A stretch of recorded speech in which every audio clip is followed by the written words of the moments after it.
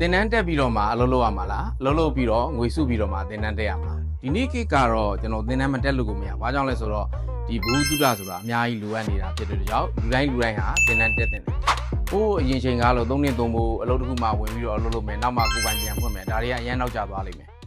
အဲ့ဒီနေရာမှာကျွန်တော်တွေ့ကြုံလေးနဲ့ပြောပြခြင်းတယ်အဲ့ဒါဘာလဲဆိုတော့ကျွန်တော်10နှစ်အောင်ပြီးတဲ့အချိန်မှာကျွန်တော်မိထီလာစီးပွားရေးတက်သူတက်ဖို့လုပ်တယ်အဲ့သူ့ဝေတော်ညာလည်းမိသားစုကိုငဲ့ညာတဲ့အနေနဲ့ကျွန်တော်အလုပ်ထွက်လုပ်တယ်ပြီးတော့မှ ID တက်မယ်ပေါ့နော် ID နဲ့ပတ်သက်တာတင်နန်းနေတက်မယ်ဆိုပြီးတော့ကျွန်တော်ဆုံးဖြတ်ချက်ချခဲ့တယ်အဲ့ဒီမှာဘာဖြစ်သွားလဲဆိုတော့အလုပ်ထဲမှာမျောသွားပြီးတော့တင်နန်းတက်ဖို့ကျွန်တော်တော်တော်ကြီးကိုအချိန်ကြာခဲ့တယ်အဲ့တော့အလုပ်ကိုခွင့်တောင်းတဲ့ခါကျတော့လည်းတင်နန်းတက်လို့မရဘူးယနေ့ခေတ်အချိန်ကမျိုး online class တွေလည်းမရှိတော့ကျွန်တော်တို့မှာပို့ပြီးတော့ဒုက္ခရောက်ခဲ့တယ်အဲ့တော့နှစ်ဒီတော်တော်ကြာမှသာလေ